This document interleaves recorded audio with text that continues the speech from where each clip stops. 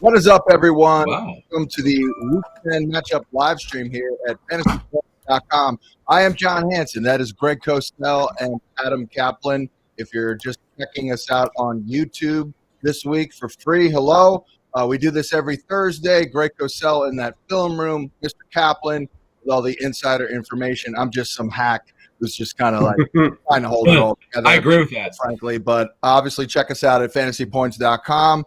And we are using, by the way, a little precarious right now, different setup than normal because our guy Ben Kukanis, we're thinking about him and his lovely wife. They are in the hospital right now, getting ready to give birth. Guys, we good? Can you hear me? Yes, I can hear you perfectly, John. Okay, that's not good. What? You can't hear me? Us? I'm having an issue hearing you. Oh. That's perfect. That's not exactly a good idea. I can move this off of this because everything was working. I hear Greg loud and clear. Hold I on, hear guys. Adam loud and clear. Cool. All right.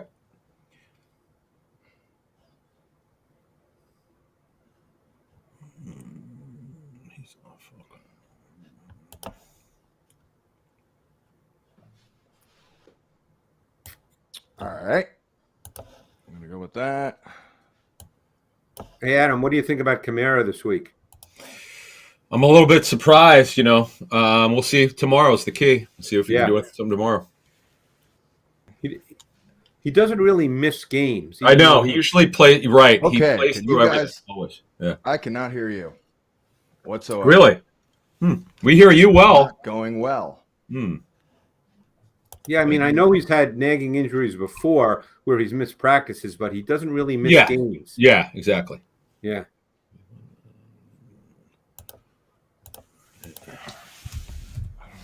What the hell?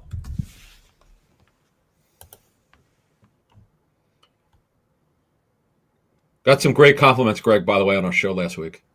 You mean Sunday. Oh, really? Yeah. Oh, yeah. Just probably the best all year. Wow. About both of you guys. Just people are learning so much, which is That's really great. the whole thing. It's such. I mean, to me, and I know that's the reason you wanted me on in the first place. It's really a good format, I think, for me because it's not a 15-second soundbite. No, we can really talk. And Jason is really good. It'd be great. And I love how you guys bounce stuff off each other. It's pretty cool. Yeah, he's really good. Cool. All right, guys, can you hear me now? Yes. We heard you the whole time, John. Oh, you did hear me the whole time? Yes. Oh, that stinks because I could not figure out why I was not hearing you because I've got like multiple connections here. But can you hear us now? As long as you can hear me and I can hear you. That's just gonna have to be good enough. Yes, we can't see you, John, but we can hear you. Yeah, I'm on my my actual computer camera, unlike where I was trying to do my nice fancy setup, and for some reason the video isn't showing up. So not a great week for the free preview. Oh well. Let's get into week 10 then. Baltimore and Miami. And well, Adam, we can start with you and the injuries. I guess we're absolutely positively trending toward Tua Tagovailoa missing the game here, so it's Jacoby Brissett most likely. Yeah, well, what's interesting is they only dressed two quarterbacks, and Tua was one of them last week. He obviously didn't play, but he was active. And they didn't – I don't believe they added a quarterback today. He's getting closer, but it's hard. It's his throwing hand. One injury to watch out for today. I know the Dolphins' run game is third worst in the NFL, but if Brandon Williams doesn't play, if you look at the numbers when Brandon Williams does not play the run stop and D tackle for the Ravens, their run numbers, their yardage against the run go way up when he doesn't play. So just keep an eye on that tonight. Yeah, and Greg, you were looking at the tape here and noticing that, as we get into the matchup here, the Dolphins are playing usually a man-to-man based team. They're playing a little less of that, but how do you think they match up here and stack up against a red-hot Lamar Jackson, Hollywood Brown? We all know those two crushed these guys. Some of the same guys are still there. Your thoughts on the matchup? John, it's really interesting to me. I watched the Ravens offense today, and obviously they scored 3 consecutive touchdowns in the second half, and then they won in overtime. it was a really odd game because Lamar didn't really make throws in that game. It was much more clinical, much more run based. I think in on those 3 touchdown drives and even through the overtime, John, what was fascinating is I think he threw one ball that was really what you'd call a timing rhythm throw at the intermediate levels. It was really a run game that expanded the defense horizontally. They got pulling linemen out. Obviously, Lamar is always part of the run game, and that's critical. But it wasn't one of those games like the Colts game on that Monday nighter where you came away from that game, John, and we thought, and Lamar was great in that game throwing the ball. This game, it was weird. It was not really like that at all. But their run game was kind of cool. Yeah, and Adam, I guess a big fantasy question: Sammy Watkins, like, what's his role? Assuming he's active, which I would expect him to be a backup. Yeah, I can't imagine they're not going to go with Bateman still. I mean, this is what he was drafted to do. We'll see what his career turns out to be. But I talked to one of their coaches not too long ago, who said that probably one of the smartest rookies they've coached in years. He's just a super competitive kid. I know he's not the fastest guy in the world. But Greg, what is when you saw him in college? Obviously, I did see him in college. Absolutely. Right. So give us a breakdown of just kind of what people need to know about his game, because I don't think a lot of people have seen him enough. Well, and it's funny you say that, because look, I watched him in his 2019 season when he was really, really good, and then he didn't quite have the same year in the COVID season, which a lot of guys didn't put up the same kind of numbers and have the same kind of production. But I thought, to be honest with you, I thought he played fast. I mean, and again, I know a lot of the 40 times this year, because they weren't done at the combine, were skewed, but he did run a 4.39 at his pro day. I thought he had size, length, stride length, route running, and separation quickness. I thought he had hands. I thought he had run after catch. I really liked his tape a lot. I was very surprised when he weighed 190 at his pro day, because on tape, he looked more than that. Yeah, I think there's a natural quickness to him. I think he's one of those easy movers. So I really like Rashad Bateman coming out. So I'm not surprised, John. I don't think Sammy Watkins will replace him. Watkins might get snaps when he's healthy, right, exactly. But I don't think he'll replace Bateman. I mean, Bateman looks like a, 2-3 year veteran out there already. I mean, you could see he's very refined, and we're going to be looking at likely Jacoby Brissett. I mean, super competitive, John. Just one thing, super competitive kid is the word from the Ravens. Bateman. Bateman? Are you talking about Bateman? Yes, yeah. Super competitive. Super competitive. Yeah, well, we like that. We like competitive. That usually ends in good things. John, let me ask you a question. How do you, because obviously I'm not in terms of fantasy the way you are. You're the guy here. How do you project a guy like Bateman? Like when you do your work, because obviously he's probably not at the stage where this week he's going to get 10 for 150. So how do you look ahead with a guy like Bateman as you do your work? You try and best project. Start with Lamar. How many times is he going to throw the ball? What's he averaging the last 4 weeks? What's the expected total in the game? Is it a higher total? What are they giving up? So you start there. And then you do a little target distribution in terms of target shares. Hollywood Brown is the alpha dog there. So you give him a 20+% share. And then you try and work it from there. And best guess to this matchup, I have Bateman catching 4 balls and Sammy catching 2.5. Going to be the first receiver, Greg, in NFL history to catch a half a pass. That's the process, Greg, right there. I mean, it sounds about right. It sounds fair, right? No, I mean, yeah, because as you know, I mean, you're the best at this, and I just do the film work, but I'm starting to become fascinated by how you do your predictions, because we talk about pretty accurate with it too. What's that? He's pretty accurate. I don't know. Yeah, it's funny, Greg. It's pretty fascinating to me. I tease John a lot with his decimal points and stuff, but he's so accurate because, this past game, obviously, I don't want Lamar throwing 41 times, but that's what they needed to do. And this game tonight, I mean, could the Dolphins score 20 points? I don't know. Right. I will say for the other side of things, I really do, Adam, I'll go to you. I really do like Gesicki. I put up on the website the overage prop. I think they're going to have to throw it most likely 40-plus times. And the Ravens have been very giving to the tight end for whatever reason, of multiple reasons here. So him and Waddle should be getting a lot of targets. Yeah, I mean, look, Brissett, I sadly watched about a half of that game last week. I mean, they played the Texans. They won. He's a struggle. Oh, man, we need Tua to play point guard again, man. We need him back there. We really need him back there for these guys to do well. But, yeah, the numbers show that the Ravens give up production to the tight end. That's definitely true. Let's move on. Free preview here on YouTube. Normally I have way better equipment. We actually, because of one of our guys, Ben Kukanis, getting ready to give birth, of course, he is not himself. Exactly. I love when people say that. Different setup. I'm giving birth. Yeah, it kind of stinks. I got all this fancy equipment. Kaplan was so glad you clarified that because he wasn't sure right there. Yeah. If anyone could do it, our guy. I have seen you mugs have kids. My wife and I don't. We have dogs. So okay. I think it's the formula is every 4.4 dogs equals one kid in terms of your duties and the like. But we digress. Jacksonville, Indy, and Greg, you continue to see the tape on Carson Wentz. Yes. How did he fare last week, coming off a tough loss the week before? You know, John, I thought he played really well. I thought, and again, these are things I don't, I watched the tape, so I can tell you what the tape showed. But obviously, there is a mental, emotional part to the game, obviously, in any business. And coming off that loss where he took full accountability for his interceptions, and playing 3 days later, I thought that was a pretty impressive performance. And it's easy to say it was the Jets, but you know what? The Jets beat the Titans this year. So it's still an NFL team. Again, they're playing the Jags. Just ask the Bills about playing an NFL team, this past week. So I thought Wentz was really decisive.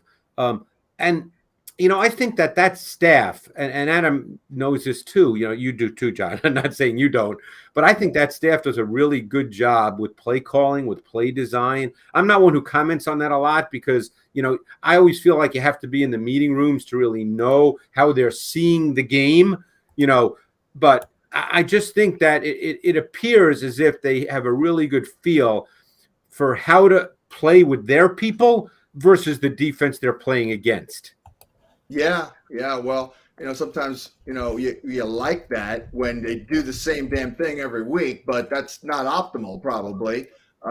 Adam, what are the injuries in this game? Because I'm not pulling it up right now. Or do we have – what about T.Y. Hilton?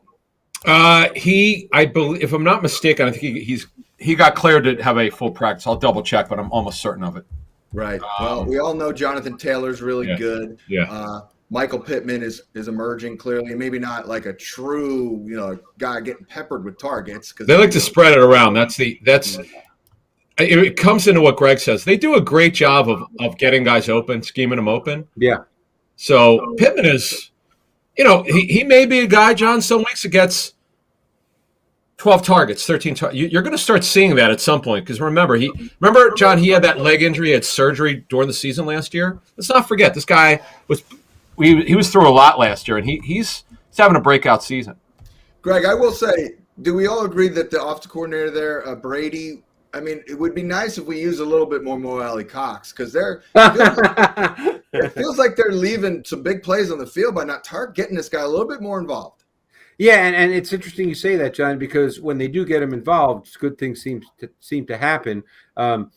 Again, that's a hard question for me to answer. I like Mo Alley Cox. I think he's a really intriguing player, but it appears that their focus is to kind of get a lot of people involved. Yeah. To respond to what Adam said, I think that Pittman will be the number one guy. I don't know if he'll be number one in the way, let's say, that Michael Thomas was number one in getting 12, 13 targets a game. I don't know the answer to that.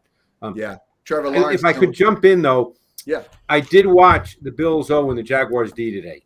Yeah. And I got to tell you, I thought the Jaguars D almost looked like a different defense than what I'd seen in previous weeks because I had viewed them as kind of a slow defense. Right. They look pretty quick. Their D-line looked quick. They're playing a slot corner Ford these last couple of weeks. Is he playing corner? Slot corner. Okay, I didn't know that because Rudy Ford is one of the fastest special teams player in the NFL. Well, he is playing slot corner the last couple of weeks. Interesting. He's been a good player. They use him selectively to blitz. And again, I'm not suggesting they're now a shutdown defense, John, but I just think that they, and again, they're playing a different offense than with Buffalo. I mean, Buffalo had Josh Allen drop back over 50 times in a close game, which is not sustainable, and the Colts won't play like that. I think you kind of like Carson Wentz against a zone-based defense. That numbers bear that out. And then again, like I said, Jonathan Taylor is good. We all know that. Trevor Lawrence dealing with that ankle. It's not a bad matchup for him. Adam, it looks like he will get James Robinson back. He was looking good. Yeah, he took a lot of work in today. That's good. They got to see how it feels tomorrow, but it's looking positive. And by the way, T.Y. Hilton took all his reps today. So he's trending towards getting cleared. He's got one more step, but he's trending towards getting cleared. I mean, honestly, their best receiver now is probably Dan Arnold. I mean, unless Marvin Jones makes a return here. Yeah. Can't roll that out. Greg, these corners for the Indy Colts are secondary in general, pass defense. It's been lacking, to be kind, right? Yeah, and you're right about that for sure, John. They're beatable. The question is, can the Jaguars beat a team that puts up the numbers? Again, could they? I mean, Lawrence, he's still at the stage where he could have a B+ game or he could have a D game. He's still at that stage. So, and he's not on a great team, obviously. So that makes it worse. So, but you're right. The corners for the Colts are beatable. You're absolutely right about that. Tampa Bay. And Rhodes, another calf injury. That's like his third different one. Oh, man. He hasn't practiced yet. Yeah, right. Tampa Bay at Washington. Got a 51 total here. I don't know because we got a lot of injuries here. Yeah, Godwin's the big one. That came out of nowhere, John. He was not listed on their injury report coming out of the going. Ankle. No, ankle. That's a foot. It's a foot. Foot. Yeah, we don't. Oh. Yeah, we don't know yet if he's playing. We'll see tomorrow if he could work. I did not know that. Yeah. Now, I hate to say it. Well, I don't hate to say it because I have him in fantasy, but Antonio Brown is like ramping up a little bit. So it would probably be a miracle to get AB this week, Adam. Yeah, well, I wouldn't call it a miracle, but he's going to have to. He didn't practice today. He's running on the side. He's doing some stuff individually. So right now it's a long shot, but maybe in week 11. And they've had their bye. So it's just, and Gronk sounds like he's a couple weeks away. The Godwin one has just floored me. Nobody knew about it. So it's never good when it's coming out of the bye week when he didn't go in to the bye with an injury we were aware of. That's very disappointing. Let's hope he can do something tomorrow. And then for the football team, I guess the kid St. Juiced, he's still starting, I believe. He's been banged up. William Jackson. Well, he's got an illness. We don't know if it's COVID or not, but he didn't work today. Yeah. So what about Scotty Miller? Tyler Johnson there. Scotty Miller hasn't been officially elevated, has he? No, he hasn't been. He's not been cleared yet. But I think he's in play this week. It didn't say what Arians didn't say that was going to happen this week. That it was or wasn't? No, he didn't say it was going to happen. Oh, okay. Well, we have Jalen Darden, the rookie, but Brady can make guys better than they are. So maybe a little bit more running the ball here, Leonard Fournette, as we look over at Taylor Heineke. Greg, I don't know how much you've seen of them. They were off last week, but Tampa's D is not giving up production lately. I think they've actually been quite good, and they're going to get, I believe, Sean Murphy Bunting at him, right? Yes, he's coming back, and Scotty Miller is working, but they haven't given him the green light yet. Yes, Sean Murphy Bunting's close. He's got a very good chance to be activated this week, which will certainly help their defense. And then the other corner, Delaney's going to be able to play. I know he was a guy who got pressed into service. Delaney, who's always been a special teams player, but he's going to be ready this week. So there you go.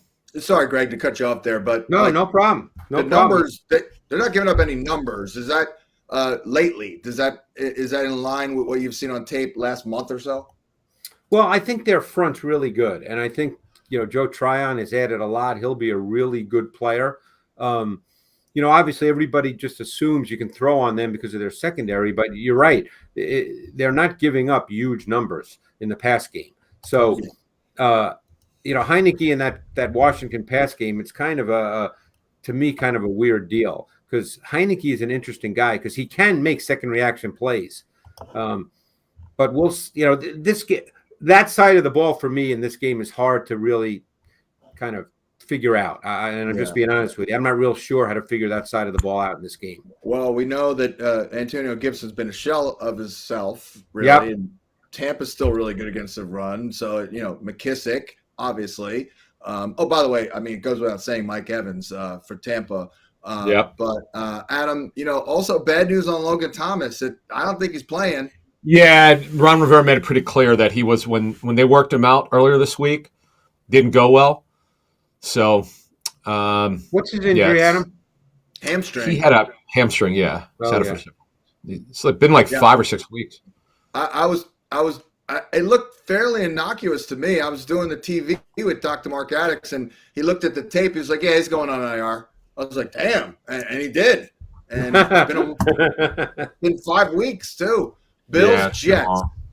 Let's go to Bills Jets, and Greg. Is it? By the way, let me ask you this: Is it fair to say that because they're so pass happy and Josh Allen is so great and all that, and they're so deadly in the passing game, are when you watch the tape, does it look like teams are daring them to run the ball, or they just don't try to run the ball? Well, it's interesting you say that because this particular week, the Jaguars played a ton of two-shell coverage, with cover 2 being the foundation. And it was a close game all the way. So they chose not to run the ball. So I guess you could say, John, that's a fair statement. Yeah, that teams are saying, hey, why don't you hand off and run the ball? As I mentioned a little while ago when we were talking about the Jaguars, they asked Josh Allen this week to drop back over 50 times. And I think Josh Allen is special, and I think he has a chance to be as good a quarterback as we have in this league. And I think he's trending in that direction, but it's just really hard to ask a quarterback to drop back that many times. And keep in mind, they do not have a very good pass protecting O-line. That's the thing no one talks about. They do not. Their O-line is not very good in pass protection. Was there anything about Allen in that game, Greg, that was alarming or just not alarming? I don't think I thought he was a little overreactive in that game. I thought he played fast. I thought he left some throws on the field. I think that it just wasn't a good game for him. And he admitted it. So we'll see. I would expect him to be better this week against a defense that I think you can do some things against. John, how do you have Josh Allen this week in your projections?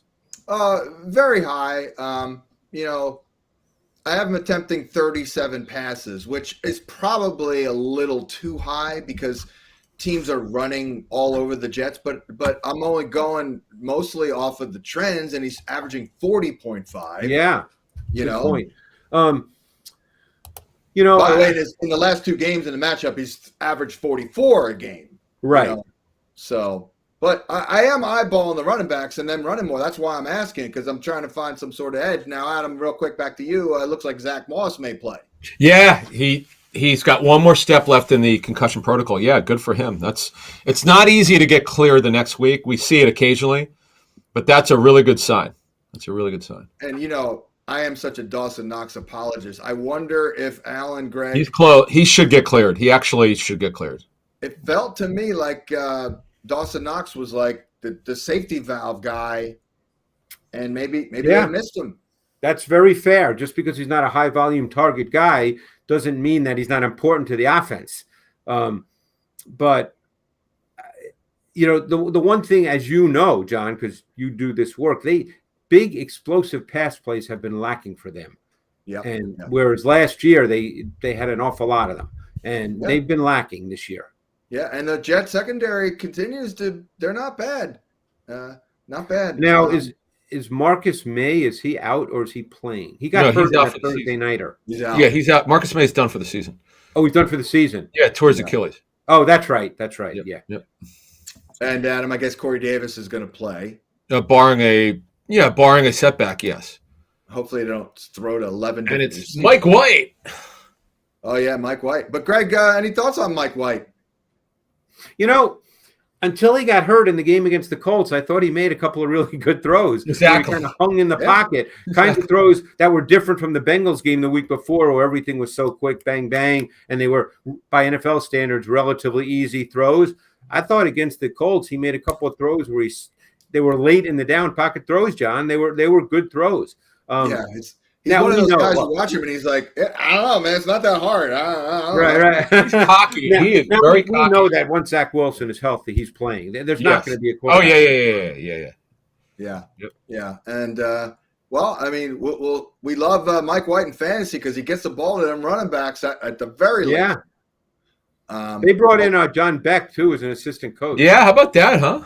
Because Beck, not only the BYU connection, but Beck's kind of one of those quarterback gurus. So they brought him in as an assistant. I'm sure he's worked with Wilson before. He has, yes. In fact, they talked about that. Yeah. Just to confirm, they're not traveling Tre'Davious White at all this year, right, Greg? Hardly ever. That is correct. So he'll see a little Eli Moore, I guess, and a little Corey Davis. So that's not a great, spot for those guys. So maybe the running backs could catch some balls here. Saints and Titans, 44 total here. That's not a great number. We always look at the total, just so you know, Greg. It's anything we could cling to for the people in the setting the lines expect a lot of points. That's good. We like points. But Adam, Alvin Kamara, man, this knee injury. We'll see tomorrow. Yeah, we'll see what it is. Yeah. We'll see if he can. If he gets, it's one of the situations. If he's out there limited tomorrow, I'm sure he'll play. But they're lucky to have Mark Ingram back. That's for sure. But Greg, how nasty of a matchup is it? Because this Tennessee front, man, Simmons and friends are nasty right now. I would make the point, that over the last month they've beaten the Bills, the Chiefs, the Colts, and the Rams. That front four, and they are a front four based pass rush team. They do not blitz much at all. I would argue that front four as a collective has been the best pass rushing unit in the NFL over the last month. That's unbelievable. And they're really multiple with their stunt concepts. Yeah, they're really multiple, John, with their stunt concepts. They can win one-on-one. We've seen Simmons do that. Denico Autry has played really good football over the last month. I'm a big fan of his. He's a player not a lot of people know about. He's sort of a lunch pail guy. That's a really good signing. And you know what I like about this defense is they're not super talented at corner, but they get the job done. They've had a revolving door at safety. Man, they're bringing it, man. They're not a pushover, John, anymore for fantasy. That's for sure. Well, I mean, they're hiding the losses of Farley and Fulton. Fulton's back this week. I think Fulton's back. Yeah, I was just going to say, I think Fulton's back this week. He's back. Very quick injury-wise, though, Rashawn Evans, Harold Landry out of practice early, and there was someone else of note. Oh, Julio got put back on for the first time all season. He was not listed on Wednesday. He got put back with this same hamstring. Simmons, by the way, is out of practice. They don't always practice him. They usually give him a little bit of time off each week. So, right. Hey, Adam, is Landry? Oh, he's got. Go ahead. What's Landry's injury? A hamstring. In fact, Simmons and here's the concern though. Because Landry played the whole game last week. Yes, Landry has a hamstring injury, which he came out of the game with, and so did Simmons with an ankle injury. Tomorrow's going to be a big day for them. Bud Dupree is just giving what he can with that knee, and this is the same ankle that Rashad Evans has been dealing with for most of the time. And then Taylor Lewan, they don't know if he's going to be able to play with that knee injury. Really? Okay. Yeah, he was unable to play last week. He was active, but he would only play in an emergency situation. So they got some injury issues. Looking more into the matchup here, Greg, all the numbers say that Tannehill's better against man-to-man, and Saints running that all day long. A.J. Brown, he's like the new Derrick Henry in the offense. It's like it's all him, in the passing game. Yeah. Do you think they'll put Lattimore on him? I'm not that worried about Brown against Lattimore. I don't know. What are your thoughts? Yeah, I think they probably would. I think Brown is clearly of the two receivers, because Julio, number one, hasn't played a ton, and now that Adam says he's back on the injury report, I think that's probably fair, John. I would think that would be the case. Keep one thing in mind. This is really interesting to me. Everybody has their narratives, and they sometimes, and we all do, but everybody, builds their points off narratives. If a good quarterback, someone we know and think is really good, did what Trevor Siemian did in the fourth quarter last week, we'd be talking about it for weeks. He led 3 touchdown drives in the fourth quarter. They were down 24-6. Now, I know they lost the game because of a late field goal by Atlanta, but Siemian was pretty good. We know what he is. There's no mystery to him. You can line him up and play with Trevor Siemian. Yeah, I saw Drew Brees talking about him, and he seemed pretty confident. Like, hey, guy can run the offense, Yeah. Mm-hmm. But he is like a sample size guy. Like the larger it gets, right? Exactly, because John, there's a term there's a term that coaches have is got these undrafted free agents and low round picks generally show who they are. At some point, they become who they are. So Siemian is a game manager. We've seen this. There was a point in his career, though, he was highly thought of. You like, wow, okay, he might be the guy. And then reality hit. 7th round pick. Well, I remember the second year, he finished out the rookie year. Then I think he started to open the second year, and he had like 3 good games in a row. I'm like, this guy might be good, but then he wasn't. But and Greg, this would be a tough spot, right? Against no question.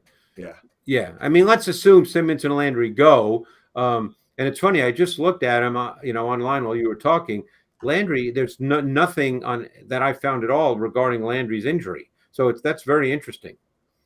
Yeah, I mean, I guess it was a pop up that no one really knew about. Yeah. Maybe. And finally, on this game, you did watch their running backs. So, what were your impressions? One weekend without Derrick Henry, and okay. It's funny. I actually thought that the way they moved, that they looked good, both Peterson and Foreman, but their O-line in this game against the Rams got handled, John. And that was the issue. They were starting a backup right guard, and I believe Nate Davis will be back this week. Back. Yep. Yeah. If Taylor Lewan doesn't go, it'll be, I assume, Bobby Hart again. And Bobby Hart, look, he's been around the block. He's not a starting NFL left tackle, and that showed last week big time, both, John, in the run game and in the pass game. So that would be a problem. The Saints have a very good front, and it's a big front. They've got one of the biggest fronts in the National Football League. You are watching a free sample of the Fantasy Points matchup live stream over at fantasypoints.com. Greg Cosell, Adam Kaplan, I'm John Hansen, and we normally have a much more fancy setup, but I had a little technical glitch. Our guy Ben Kukanis about ready to give birth, so our backups are strong. We have very good depth at fantasypoints.com, and a shout out to our guy Chris there behind the glass. Moving on, everyone, to the Falcons and the Cowboys. Greg, I know you watched the Cowboys tape. One of those things where you got to give credit to the defense, but was Dak a little off last week? Is that fair to say? Oh, for sure. He missed some throws. Denver did a good job. Vic Fangio is just very good, but Dak was off last week for sure. You're right about that, John. Injury-wise here, Adam, for Randy Gregory's a big one for the Cowboys. He's on IR. Oh, yeah. Randy Gregory's on IR? Yeah, just went on IR about 2 hours ago. Yep. What's his injury? He got a calf injury, I think, at yesterday's practice, maybe. Wow, because he's been having a great season. There you go. And remember, Tank Lawrence isn't ready yet, so they got Basham's out there who's bounced around. I'm fascinated how well the Falcons did last week in New Orleans. That was surprising to me. Yeah, well, this is a game you look at for fantasy. Vegas expecting 54.5 points, and that's a nice total. I don't even know if they're accounting for that Gregory injury as well. I don't know how much you've seen of the Falcon D, Greg. Probably not a ton, but it seems like AJ Terrell. I've seen the Falcon D a little more than you think, but that's okay. AJ Terrell? Yeah. We haven't talked about him a lot, so that's... Go ahead. The Falcon D, they don't have great people, John, but I don't think they're a bad... I haven't looked at their numbers per se. Right. What do their numbers suggest, John, that they're not a good defense? No, the numbers they're not hardly like a sieve. I was going to ask you about AJ, is it Terrell? AJ Yeah, the Terrell. corner. AJ Terrell, yeah. Yeah, he's had a really nice season. They play a high percentage of cover one. Their blitz is based on the opponent. They're not a high percentage blitz defense relative to the league, but it's based on who they're playing. They also do play a lot of cover two. Dean Pease has always been phenomenal in disguise and late movement to get to cover two. But I think their defense is not bad. They don't have big names along the front, although I'll tell you this, Grady Jarrett's a really good player. Yeah. Well, Dean Pease seems to be doing a really good job because they don't have a great pass rush at all. No, that's what they lack. And he's kind of masking that a little bit. Quarterbacks only 6.4 YPA against them the last 4 games, for example. They're not getting ripped, that's for sure. Yeah. Ever since Terrell Owens had that Terrell thing, I know it's AJ Terrell or Terrell. It's Terrell, I believe. Mental block on that Yep. But, Dante Fowler probably will be activated. They're leading towards activating him off IR this week. All right. They and then need him. Trevon Diggs, we all make a big deal out of him, Greg, but the guy does give up production. He does, and that's a great point, John. And by the way, when you watch Atlanta's offense, I think you're really seeing Arthur Smith doing a great job because without Calvin Ridley, they've got 2 players who can be matchup nightmares in Pitts and Patterson, and he's using them really effectively to create one-on-one matchups. So, I think that you got to be aware of that. I mean, no doubt. No, yeah, I'm sure you are. Obviously, I'm not saying you're not. The Patterson, I was talking, Greg, give us an idea when you watch Patterson, what he looks like to you. Well, it's funny you asked me that because I remember watching Patterson coming out of Tennessee. He came out of Tennessee with another receiver who I thought would be good, and I'm sure you guys will remember him. Yep. Justin Hunter. Oh, yeah. Tall, thin. Yeah. And everybody, including myself, thought Hunter would be the better pro, and we were all wrong. That happens. But Patterson has kind of moved around, and they use him in multiple ways now. He's a running back. He's a receiver. He lines up all over the formation, but he is big and he can run. I mean, he caught a pass on the first series of the game this past week where they split him out wide in an empty set. And because he was theoretically a running back on that play, Quan Alexander was on him and he ran a sluggo and he ran right by him, John. I mean, they really do such a nice job in creating those one-on-one matchups for both Patterson and Pitts. And say what you want about Matt Ryan. He's just a very good quarterback. I work with Dan Helly every Sunday, and he always, when Cordell gets the ball, he goes, "That's Derrick Henry," and I'm like, I kind of see it in a weird way. He runs hard. He definitely runs hard. Yeah. I mean, not that he's a foundational player. Maybe not a foundation in the running game, right? Well, imagine their offense without Cordell this year. Oh, yeah. They don't have anyone else. Yeah. Yeah. Zeke got him. I guess he's going to be okay because they're just going to nurse him to make sure he's able to play. Lamb will go with his minor injury. The big one is left tackle or Tyron Smith. They don't know when he's going to play. He's not expected to play this week. Oh, and can I just say something about that? I know Atlanta does not have a great pass rush, but they moved Terrence Steele, who'd played extremely well at right tackle, to left tackle. Mm-hmm. He looked like a fish out of water at left tackle to me. I don't fancy myself as an offensive line guru, but he did not look good to me at left tackle. He looked uncomfortable. Yeah, that's not good news. Detroit at Pittsburgh. Oh, only 42 points expected here. Obviously, we know why. Adam, I don't know why this Chase Claypool injury is just weird. It's just like he's not out for the season, but no, they're not. They're basically saying they won't come out and say it, but they've hinted that he's not playing this week. So James Washington obviously moves up. Ebron's probably going to play this week, and then Jamal Williams has the same injury he had before the bye, and he hasn't practiced. Doesn't look good for him. Yeah. So Greg, if you're Pittsburgh and you don't have Claypool, and you get Ebron back, maybe just go with more 12 personnel because Pat Freiermuth, the guy needs to see the field. That's a great point, John. I think that's a very fair statement because right now, and I should know this, I guess, but who would be their number 3?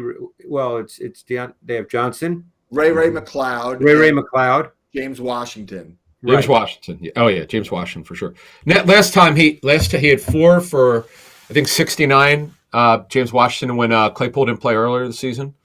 Yeah. You might see, John, that's a very fair statement. I think you could well see that because Ebron can run. Yeah, that's like a big slot almost. Yeah, yeah. Mm-hmm. Freiermuth, man, I mean, he's been as advertised. Hey, Yeah. John, I felt good during the game. You probably knew this when Monday night I was watching the game. I don't know if you were watching. And they told the story about Bruce Arians getting in touch with Roethlisberger and saying that you're going to love this guy because he's Heath Miller. And in my draft evaluation, which of course came before the draft, I didn't know where he was going to get drafted. I said he reminded me of Heath Miller. Nice. So it felt pretty good. That happens a lot. That happens a lot, Greg, with your comps. I've actually read Greg's evaluations literally to the players, and I've done it like 5 times, and they're like, yeah, pretty much nailed it, got it. I believe Michael Carter, the running back. Yeah, you did tell me about that. The running back for the Jets now from North Carolina. I maybe even Kadarius Toney. Did you go Tyreek with Kadarius, or did I go Tyreek? Because I did bring up. I was like, you got a little Tyreek in you. Anywho. Yeah, that might have been you, John. That might have been you. That might have been me. Yeah. But that stop and start ability. Oh, for sure. Mm-hmm. Anywho, love Freiermuth. Man, he's looking good in the red zone, and we knew that. Should we, Adam, have our? Should we have Jamar Jefferson on the radar? For leagues that dig deep. Oh, if Williams can't play, yes. I know we talked about Jamar Jefferson after the preseason. He's got some. Greg, you kind of liked him, right? Yeah, he was a volume runner at Oregon State, big time volume runner. He was the Pac-12 Player of the Year. Obviously, didn't have as many carries in a COVID season, but he was a volume back, I believe, for 3 years there. I liked his tape. We know that running backs like that don't get drafted high, but that doesn't mean he's not a good player. In some ways, I think I don't know if they run exactly the same, John, but this thought just hit me right now. I start to think of James Robinson. I mean, I think, I think Jamar Jefferson, if you said, okay, he's my guy for the next 3 or 4 weeks, I think you could give him the ball 15, 17 times and he'd produce. Yeah, that's why, Adam, I picked him up in our league. It's called Stash and Hope. Stash and But I got to tell you, I thought Adam, you agree with me. He had a little juice in the preseason. I did. That's because I was not familiar with him. And as I always do, is I watch the second half of preseason games to see if I could find somebody on my radar that, like you just talked about. I'm like, I looked him up as soon as I saw. I'm like, who is this guy? This guy looks pretty explosive. Yeah. But you would not have thought of that word explosive, Greg, when you watched. I thought he was smooth, though. I do remember that. As far as Jefferson, yeah. You know what? Keep talking. I'm going to pull up my evaluation just because. I can just tell you what I saw. I mean, maybe his coaching tape didn't look like it, but from he seemed TV, to be moving pretty well. He was pretty smooth. Yeah, like hardly a grinder. Like a plotter, if you will. Yeah, hardly that. All right. Here's what I said in my transition. I said, let's see. I said he has light, active feet with excellent short area burst and acceleration and outstanding lateral quickness and confined space with deceptive power and finishing toughness.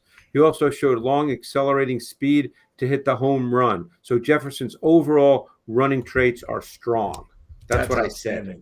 That's a great breakdown too. I mean, that's what we're talking about with a little bit of juice here. He does have a little bit of juice. Yeah. All right. Well, we know Deontay is going to get targets. Freiermuth in the mix. Najee's kind of like the offense, right? And James Washington will too. Yeah. Let's go to Cleveland, New England. Not probably going to be a fantasy bonanza. We got 45 points expected here. Donovan Peoples-Jones, Adam, popped up non-injured. Yeah, he was excused from practice, so I would assume he'll be back tomorrow. And then Myles Garrett and Takk McKinley out. Yeah, Garrett's say that. They're all expected to. Well, actually, McKinley, who's a fourth end, has had a couple injuries. Clowney will play with the same two. I've seen him out there. Yeah. Well, McKinley's been hurt for a bit. Yeah. They'll. It's a shame. This is a tough one for Cleveland, man. I know that Patriots have been bad at home for whatever reason, but the way that they're playing defense, John, I don't see them scoring more than 17 if they score that this week. Who's that? Cleveland. Yeah, who's that? Cleveland. By the way, Cleveland's defense is really good. Yeah. And I think that's been an overlooked element because of the Baker, the Chubb, the Odell. Yeah. And by the way, isn't it possible Chubb could go this week, Adam? Yes, because he's vaccinated. Yes. They need those 2 negative tests 24 hours apart. So right. Greg, so anyway, if I could, John, I was just going to say that I think that this defense of Cleveland is really good, better than people think. They've got tremendous D-line depth. They've got players who Malik McDowell has played extremely well for them. That's a big story for them. Years ago and had all kinds of issues. And, he's playing to his talent. And they're another big defensive line because Garrett's 6'5", Clowney's 6'5", Malik Jackson 6'5", Malik McDowell 6'5". They are a big group up front. And I lost. And isn't it, Adam? I'm sorry, John. Didn't mean to interrupt, but Harris and Stevenson both are in concussion protocol. Correct. Yep. Right. So they may be top runners. So, Greg, is it fair to say when you look at New England? To your point, they got Greg Newsome is really good, rookie. Ward is back playing well, and then you like the slot corner, right? I think he's really good, Troy Hill. I think he's another overlooked player, and John Johnson's a really good safety. By the way, did you see how many sacks he got? Troy Hill had 2 this week. Yeah, it's unbelievable. Wow. And we're not even talking Greedy Williams, who I think is pretty good. So it does seem to me like tight end game here, right? I mean, that makes some sense. Mm-hmm. Yeah, that could make sense. Well, and I think that's part of what they do anyway. Yeah, that's a great point, though, John. I would agree with you. I mean, I would think that Henry and Jonnu Smith, for whatever that means, in terms of targets, but yes, I think that's a very fair statement. Because if we could just get 6 damn targets for Henry, that's a lot. Compared to he's not getting targeted. It's just weird. But Adam, they may need him more too because not looking good for Damian Harris and Ramondre Stevenson. Right, they haven't been cleared yet. They haven't done anything at practice yet. So and then you've got the J.J. Taylor kid who could play. I am fascinated to see what Ramondre Stevenson could do, Greg, with 25 touches. What do you think? And you know what, John? It's a great point because he's built to be able to do that. He's a 235, 240-pound back. He's another guy, by the way, that I kind of liked his tape, and I knew he wouldn't be drafted high because, I know that backs like that are not necessarily drafted high. But I'm pulling up what I said about him because now I'm fascinated. Let's see. Catches the ball pretty comfortably, too. Here's what I said. I said he is a downhill, determined, sustaining grinder with lighter, more nimble feet than his size and frame would suggest, and a kind of methodical smoothness to his running style with deceptive quickness and short area burst. Yeah, I think that's kind of fair based on what he's done in the league, don't you think? Absolutely. Absolutely. And for what it's worth, Baker Mayfield, the numbers bear it out, typically better against man-to-man, Greg, and they do run a lot of man-to-man in New England. Yeah, although it's funny, this year Belichick has done a lot more mixing his defenses. This past week, for instance, he played a ton of zone, a ton. Now, that was team-specific, okay? Yeah. Well, I don't know what to do this week. To try to get it to Belichick's head, I'm nowhere near smart enough to do that. But we know what that Cleveland is a shot play offense. You look at the touchdown to Peoples-Jones last week. They had 3 tight ends on the field, and they went play action. And by the way, they ran that exact same play the year before with Peoples-Jones against Tennessee for a 75-yard touchdown. So, I mean, that's one of their shot plays.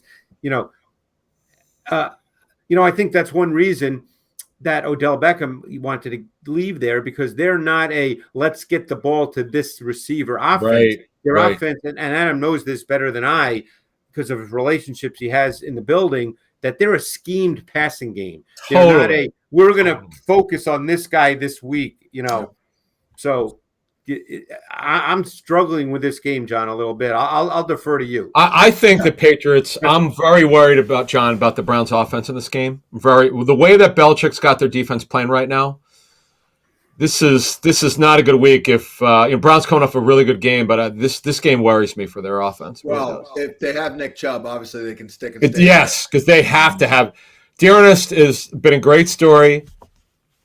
Let's leave it at that. He's not explosive like Chubb. But how explosive is Chubb? God, Jarvis can help move the sticks. Yeah. And fair to say, Greg. I like Donovan Peoples-Jones, but to your point, he's kind of like a big straight line runner, right? He's not getting a ton of target. He's kind of limited, right? That's fair. I think that he's a big kid who can run. He's a lot like the kid who followed him at Michigan, Nico Collins. Big kid who can run. And, Donovan Peoples-Jones originally is from, I believe, the state of Alabama and got out of the state to go to Michigan. And he was a 5-star because, kids that big who can run like he can, particularly coming out of high school, they're big-time prospects. There's definitely a place for him in the league. He just may not be a volume receiver. Right. And then they're working a little Anthony Schwartz. I mean, that kid. Now he can run too, John. Oh, yeah. Yeah. No, he's a guy that a lot of teams brought up to me. From Auburn, right? If I'm not mistaken. Yes, from Auburn. Was not familiar with him, and he's a track guy. Yeah. I hate the term raw because I think sometimes it's not fair, but he certainly needs a lot of development.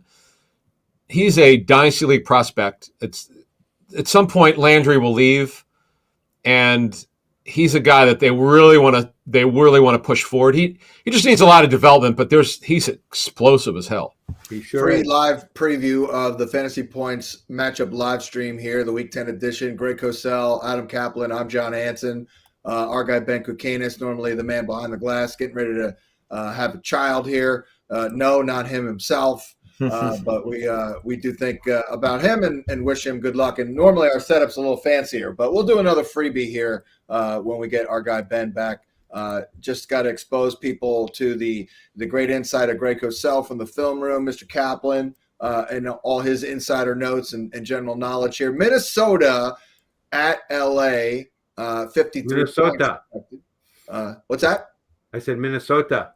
Yeah. I guess I just had a Fargo thing in my head there for a minute. I never saw that show. Yeah. Yep.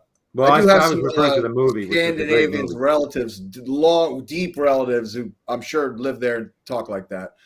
Never met them, though, unfortunately. Very, very far back there. But Minnesota injury-wise, Adam, Michael Pierce not looking good here. No, still with the elbow. They thought he had a chance last week, then he had a setback. So it's a problem. That's a problem. The word I got is Peterson will play when he's eligible after he's got to serve the 3 games. But what it seemed like the first half, Greg, against the Ravens, they were hanging in there, and then what happened the second half to their defense?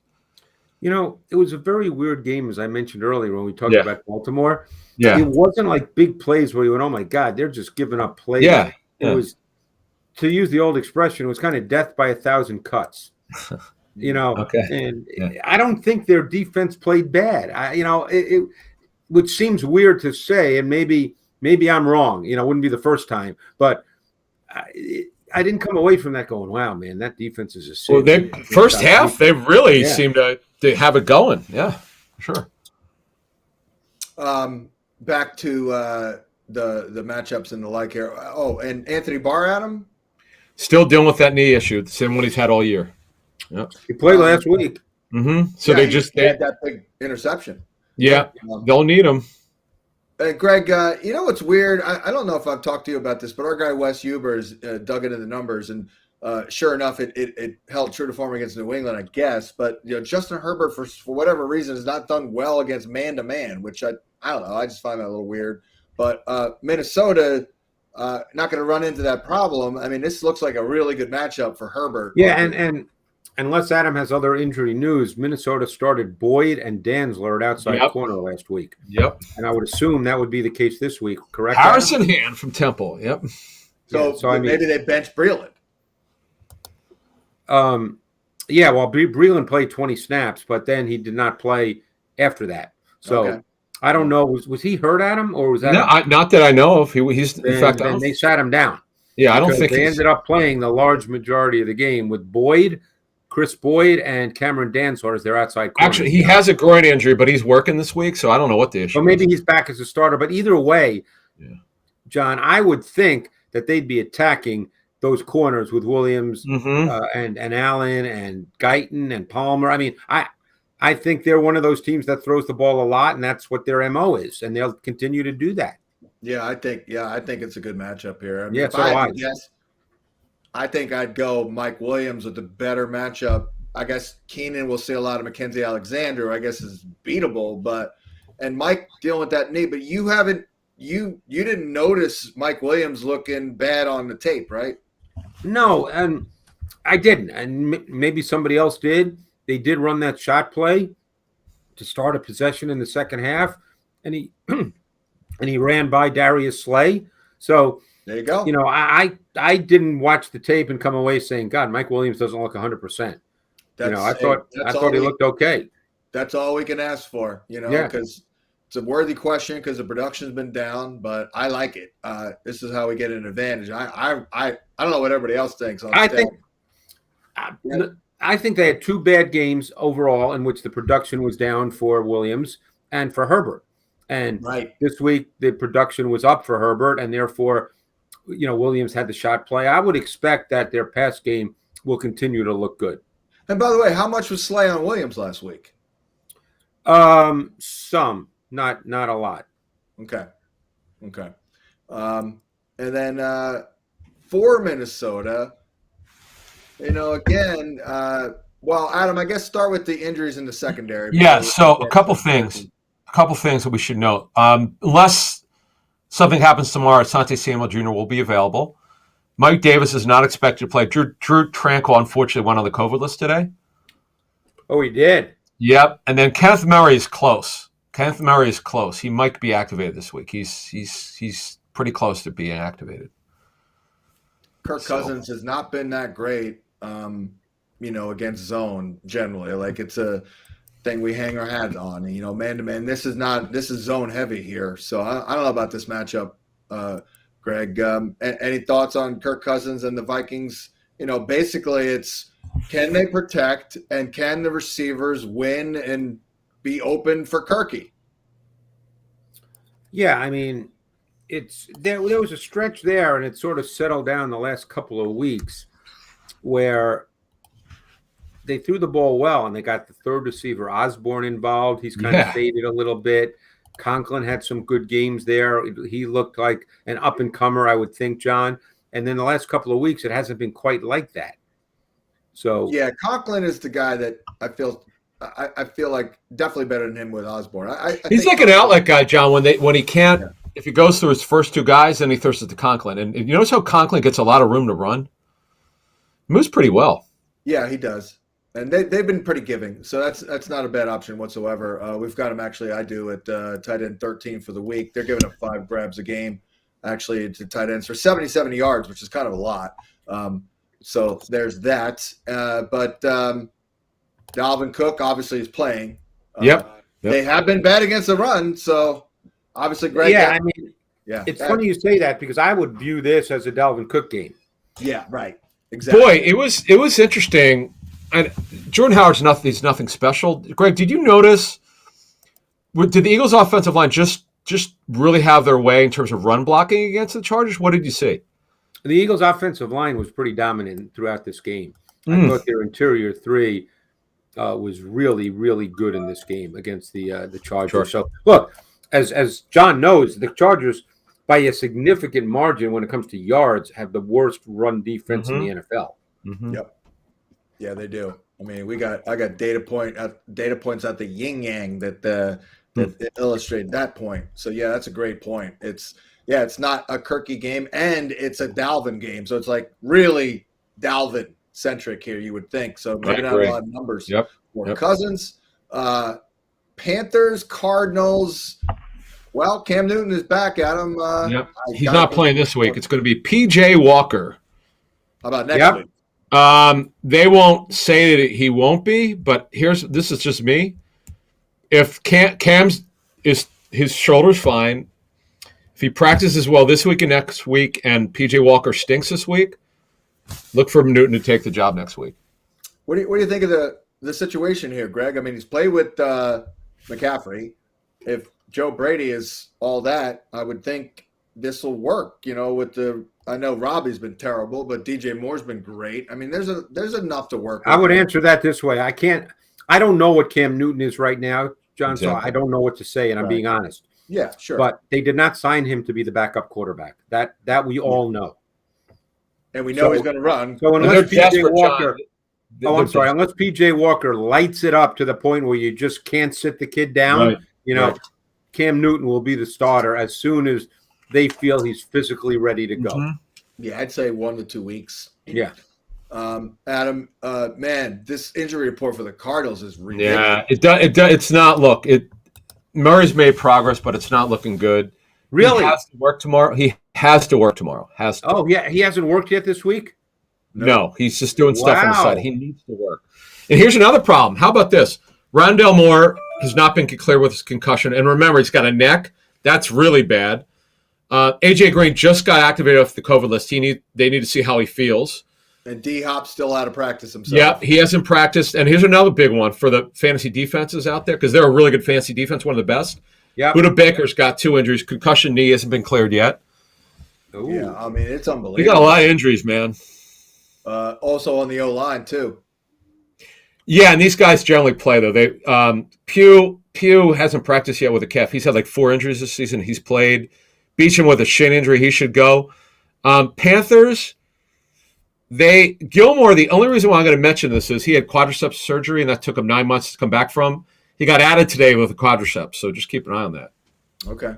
Well, I mean, P.J. Walker is obviously a tough eval, and Colt McCoy is always solid. James Conner, Greg. Yeah. I thought he looked good, John. He does. Slimmer, trimmer. Little Eno Benjamin as well in this one. He's not bad, Eno Benjamin. Well, just talk to Dre Kirkpatrick about that. You don't remember the play, John?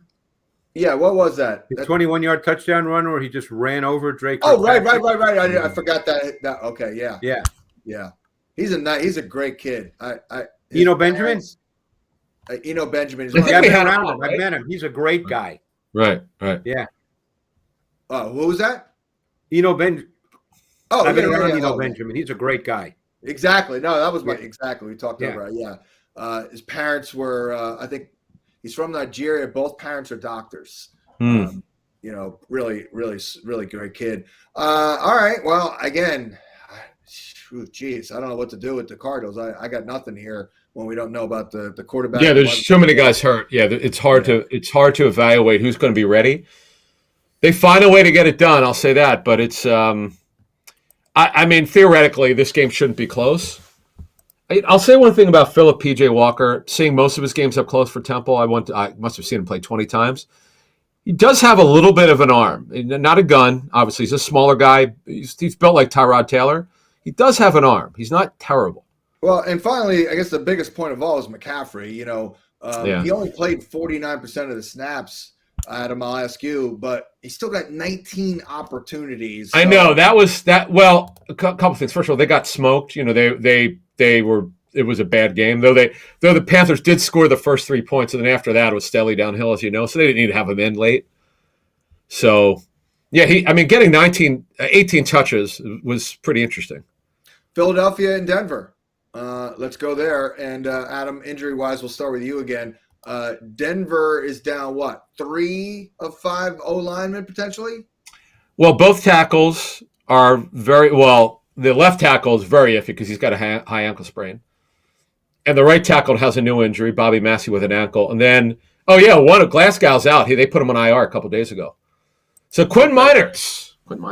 How problematic, Greg, is that for Teddy B? He's got some mobility, but this Eagle D line looks threatening. Yeah, that's the concern. But, they're going to run the ball. That's what they do. Both backs are kind of attitude runners. They run hard. They set tempo. And you know what? You know what's fascinating me about this team? Because I hadn't really studied them in great detail until recently, John, is they push the ball down the field, which you don't think about with Teddy. You don't say, wow, he's a big-time deep ball thrower. Of course, a lot of deep balls are not arm strength throws, but they push it down the field. Yeah. And they've got a pretty good receiving core. I mean, the guy who's impressed me the last number of weeks, because I hadn't really studied him, is Tim Patrick. I love him. Interesting player. Favorite John and I love this kid. He's a really high character guy. He's going to make some money in free agency. He's contract. Why can't Brian Edwards be Tim Patrick? Well, he could be. I mean, this is his first year playing. You know. Yeah, I know. I'm frustrated. I love when John gets like that. No, but we all love him. You know, we all love him. Well, Adam cut him in our league. He literally threw him in the trash. I went trash picking, thinking, you know what, this guy's got talent. And then last week got a big goose egg. But But it's funny. You had mentioned Trayvon Diggs earlier. Yeah. Patrick scored a touchdown on him this week on a stutter go. Got on top of him. Bridgewater dropped it in perfectly in the bucket.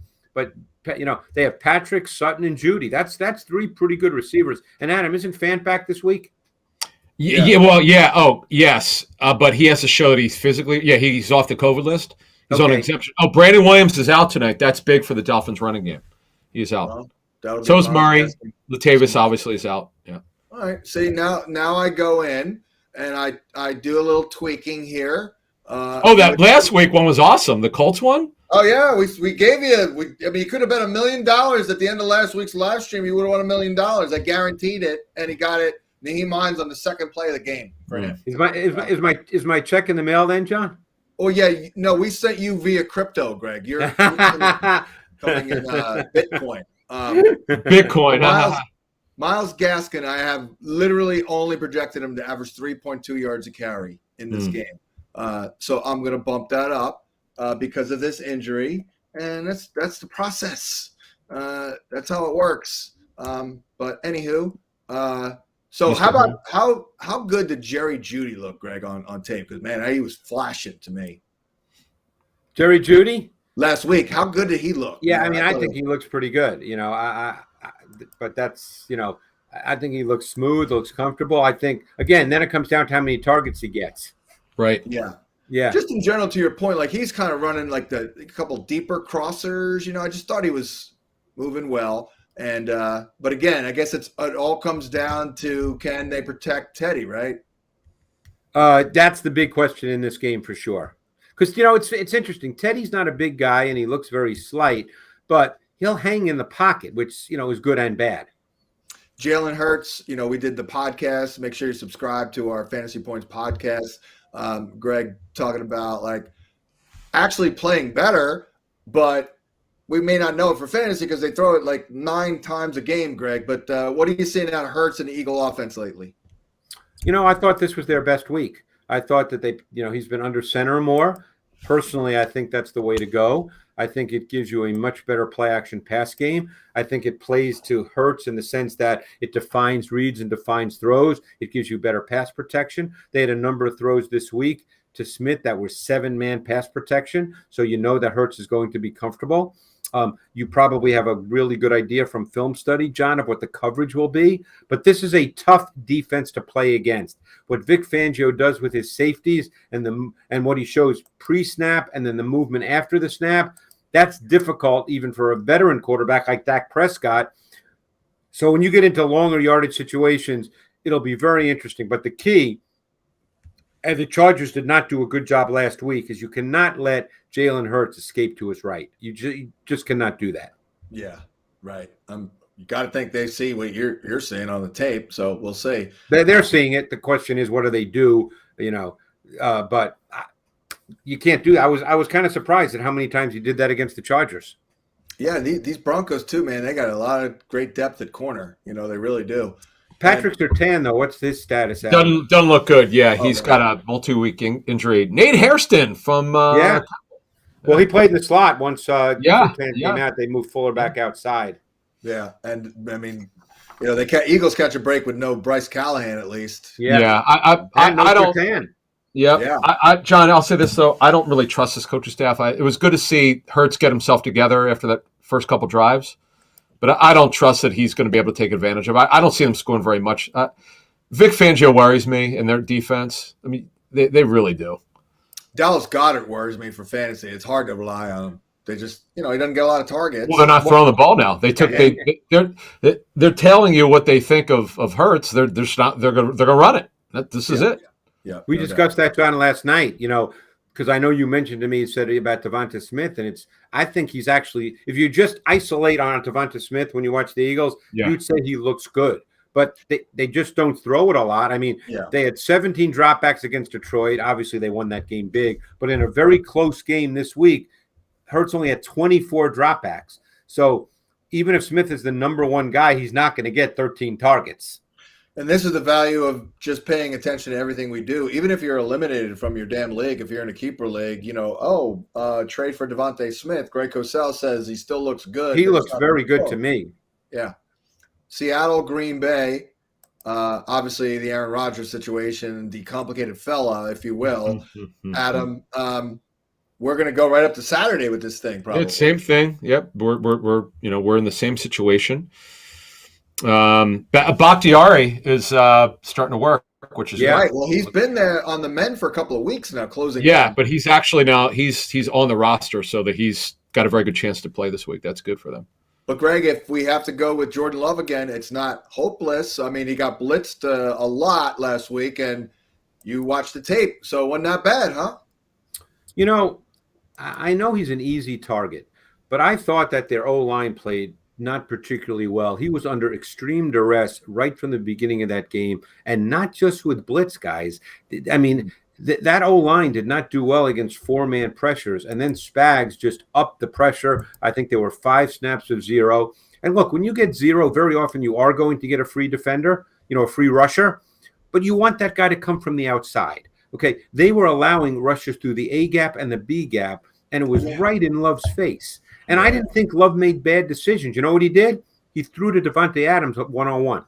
That's not a bad decision.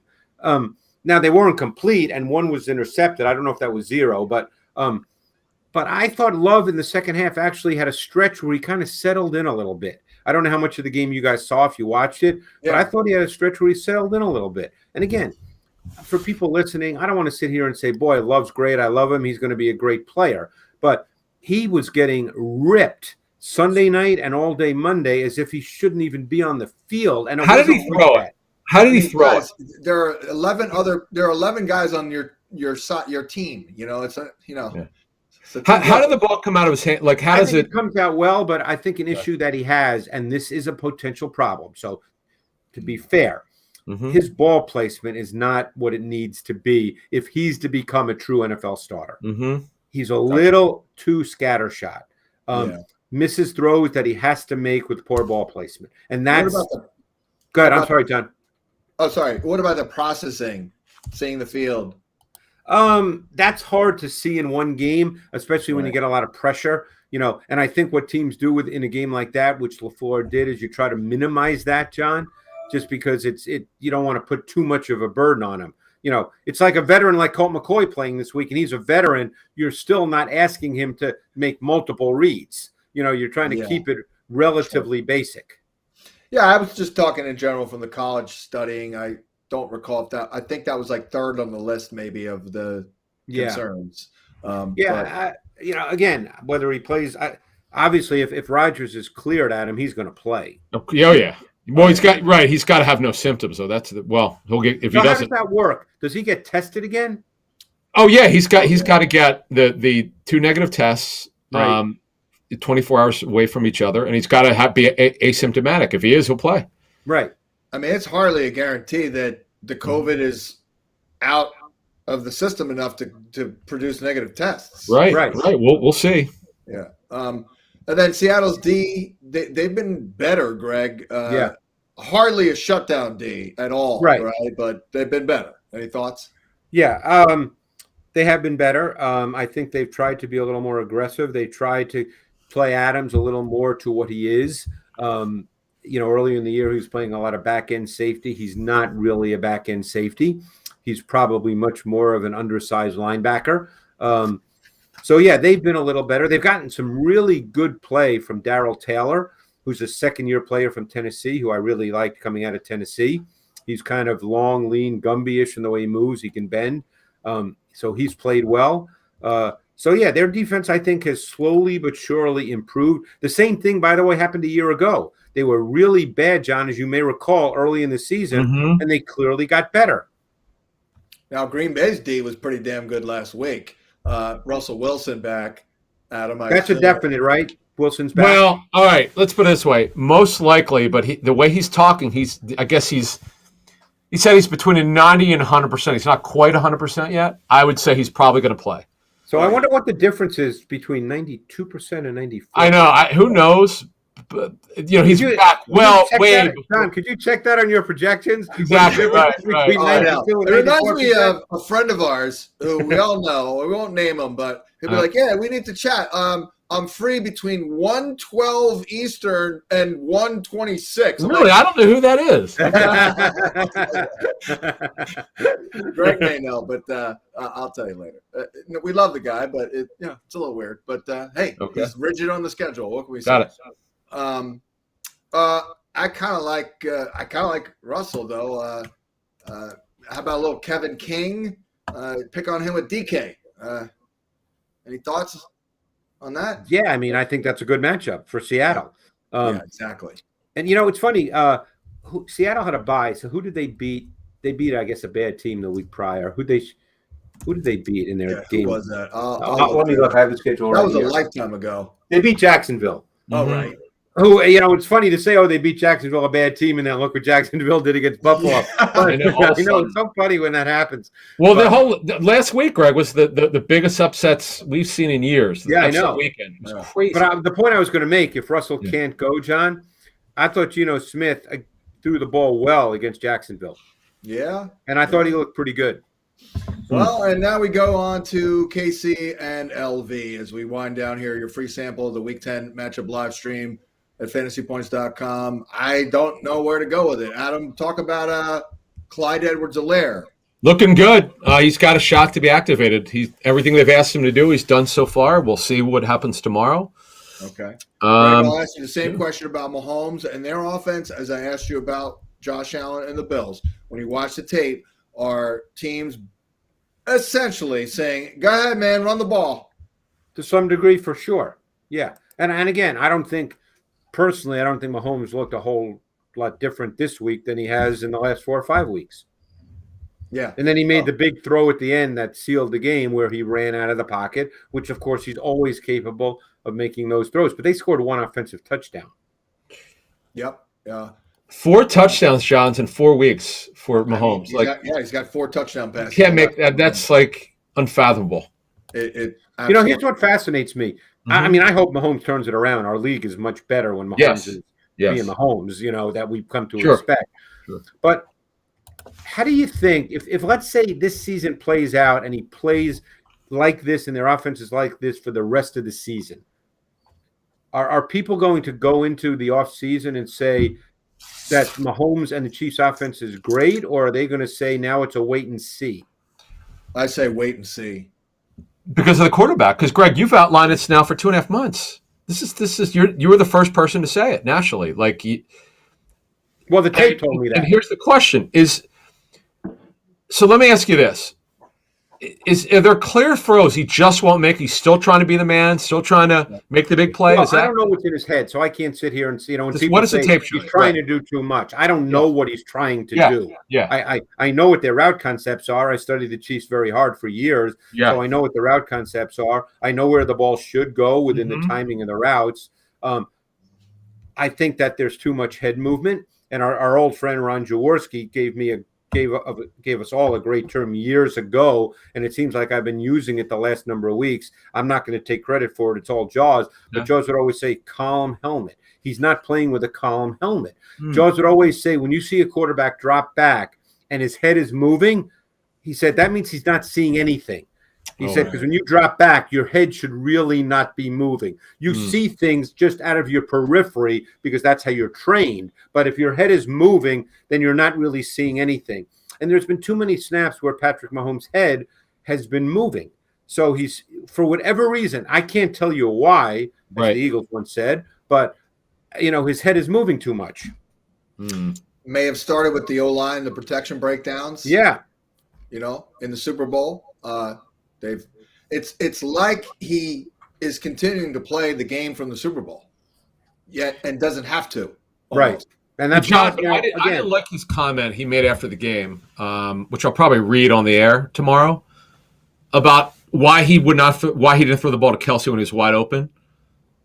It's kind of the epitome of what's been happening. He actually admitted that he wants to make the bigger play downfield. That they got to force it downfield. He said that he claims that they're taking away the deep ball from him. Okay, I'll trust him. He's watching the tape. But if it's right there, if the guy's open within 15 yards, throw the football. He doesn't want to do that. I don't think it helps that Mecole Hardman's not particularly good, and nobody else is truly stepping up. I mean, that's not helping matters. They're not part of the solution. Raider-wise, Derek Carr's – Greg, do you struggle with Derek Carr? Because I do. I really do. Like, it just seems like some weeks you just don't know. Some weeks he comes out and he's a world beater. I don't know if it's a matchup coverage thing. Some weeks he's I think Derek Carr fits into that category. And again, I'm gonna reference my buddy Ron Jaworski. Jaws would always say that there were 2 games a year where it just didn't happen for me. And I think Derek Carr is one of those guys. And you don't know which games they're going to be, John. I mean, it's not coverage based. No, I think he's just one of those guys that there's 2 games a year where you go, I don't know. And then Kirk Cousins, same way. Kirk Cousins, you go, what did I see today? 4 of those guys. Kirk's got 4 of those, but that's neither. Yeah, but I mean, but that's what he does. Derek Carr could come back this week and throw for 350, and you go, man, that's Derek Carr. He's just exactly. I mean, the guy's talented. That's not the issue. Yeah. Well, he's had a lot of success in this matchup. Yes, he has. They play a lot of man, so I always like that. So I would expect good things. D-Jax in this game is Deshaun Jackson going to suit up this week? He should play, yes. Because if he does, one of the things they've been effective against the Chiefs is hitting some vertical shots. And obviously, without Deshaun, they don't have a vertical guy. But if Deshaun suits up, he doesn't have to play 50 snaps, but he gives them a vertical option, and he gives them some vertical shot. Vertical shots they can take. Yep. Yeah, no question. Well, last year in 2 matchups, just so you know, Greg, for your matchup show, I'm sure you know this, but 10 yards an attempt. Yep. Average 311 yards passing with 6 touchdowns total. No, and they went deep a number of times. Wow. Yeah. Oh, by the way, only 31 attempts a game got them to 311 a game passing. Yeah. So they made big plays. I'm pretty sure Brian Edwards did something in one of the games, but I actually may start him at him, believe it or not, even though he got me a freaking goose egg. I couldn't do it. I got bye problems. I got AB. I got I know. I got Tony out. Yeah. So anyway, Greg is really riveted by the fantasy talk, but he learns. He knows. 5 years or so, we'll get Greg in a fantasy league. He loves how you come up with the projections, though. I love that. I love it. Yeah. Yeah. I mean, it's one of those things. I've just been doing it for so long that anyone can produce an algorithm, but I got like the human element into it, which it's funny, Ed, you do that because I know a lot of people, always say to me, who do you like this week? That kind of stuff.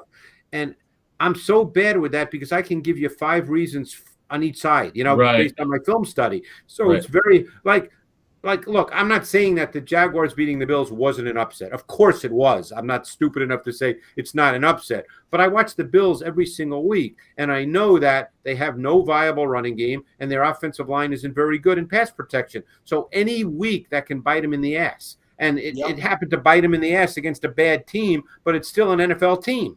So I hear you. Sure, as an abstract statement, I'm surprised that they lost, but I'm not necessarily surprised at how it played out. Yeah. I'm with you on, I have to beware of suffering paralysis by overanalysis because, there are always multiple 2 sides of the argument, but I try and find a couple of elements that, all right, I'm going to cling to that. For example, Rams, 49ers, as we wrap it up, Stafford was brutal last week, but you said that the Niner D also brutal last week. They got a lot of injuries, man. Yeah. A lot of injuries. Yeah. The thing about this defense, John, and this is what I would look for. Sorry to interrupt if I did, but what I would look for is they're playing with 2 safeties right now, and I think, Adam, won't it be the same 2 guys due to injury? Because they're playing with Bonga and Wilson. Yes, and also because I don't think Ward and Tart are back, are they? They're not, and also Mosley got hurt. Manuel Mosley just got But the hurt. point I was going to make Yeah. is neither Hufanga or Wilson are back end safeties, and they have to play on the back end because they're their safeties. They don't have anyone else. For instance, last week, the Cards did a great job of scheming a deep shot to Christian Kirk for 15 yards. It was a beautifully schemed play to attack Hufanga because Hufanga is not a back end safety. So I know Sean McVay. Obviously, he's not sitting around going, "This is going to be an easy game." No coach thinks like that. But there's going to be opportunities here in the pass game. Yeah, okay, no doubt. And obviously, OBJ, the big story. Gotta think. I know it's probably more complicated, but don't we just plug him on into Van Jefferson's role? I don't think it takes Jefferson's role, though. I don't. I think he'll. Yeah, they really like Van Jefferson. Like, really do like him in his role. How many snaps a game is he going to get? Yeah. OBJ? Yeah. I don't know. I think they have to work more than Deshaun got. I mean, but I don't think he's getting 60 snaps a game. I can't see that. I just can't see that. And Greg, at whose expense? It's got to be Van Jefferson. Yeah, take some of his, but it's not going to take his role. They're not going to bench Van Jefferson. Right. I mean, look, I don't know the answer to this. I'm being honest, but Van Jefferson to me is a really solid receiver who fits exactly the way the Rams play. But again, and I don't think OBJ, and maybe he'll be rejuvenated. I don't know. Again, I don't know the personal stuff. That's not relevant to me. I can only tell you what the tape shows, and I don't think he's been quite as explosive as he's been in the past. And he's got the shoulder, John. He's not as much of a vertical guy. Right. So again, I'm not saying he's a bad receiver. That's not my point. But he's not that explosive vertical guy, and he's not as explosive run after catch as he was. Yeah, well, I mean, there was that stretch of 3-4 years with the Giants where he just looked different than a lot of other guys. The way he moved, he doesn't look like that right now. Short area quickness was pretty special. But I do think he can still separate, probably, Greg. Oh, I'm not saying he can't play, John. No. Well, we're just trying to figure out whose snaps he's going to. I mean, right. I don't think they're taking Cooper Kupp or Robert Woods off. Right. I see this, John. I see the Rams crushing the Niners in this game. I really do. Right. Well, and by the way, I mean, if OBJ in a month's time is averaging 3.1 targets a game, I don't know. Yeah. We'll see how that goes. Well, but they're more of a volume pass team than the Browns are. So there's some opportunities. That's a good point. And maybe they throw it even more now. And then Jimmy Garoppolo, Greg, very quickly, how challenging of a matchup here. You do get Ayuk back in the mix with Kittle. I mean, and the running game is maybe a little week to week, but I think the running game is only week to week, depending on the nature of the game, John. That would be the way I think I'd answer it. That probably doesn't help for your projections, but we know what they want to try to do. And the run game. I'm sorry. Go ahead. No, I was just going to say we know what they're going to try to do, but if they're up against a better front, it's tougher go. And depending on the score, that's where their defense becomes critical. If they're down 17-3 in the second quarter, Elijah Mitchell's not getting 21 carries. If the game rolls along kind of normally and they're in it, Elijah Mitchell could have 21 carries. And then they can play what we all view as 49er football. So I add up all those elements, knowing the Ram D is pretty good, their offense loaded, Niner D thinking, they're probably going to have a lead, and it's not going to be a wonderful environment for Elijah Mitchell, at least in terms of getting the ball. He did get. Yeah, I would agree with you. Yep. All right. Well, I think we've covered it all here. A little longer than usual, but this has been a very good stuff. Good stuff tonight, John. Good stuff. This is we do it every Thursday with Greg Cosell and Adam Kaplan. So check out fantasypoints.com. Use that promo code 21Hansen10. Save 10%. So we'll wrap it here. Good luck in Week 10 for Adam Kaplan and Greg Cosell. I'm John Hansen. We'll catch you next week on the Fantasy Points Matchup live stream.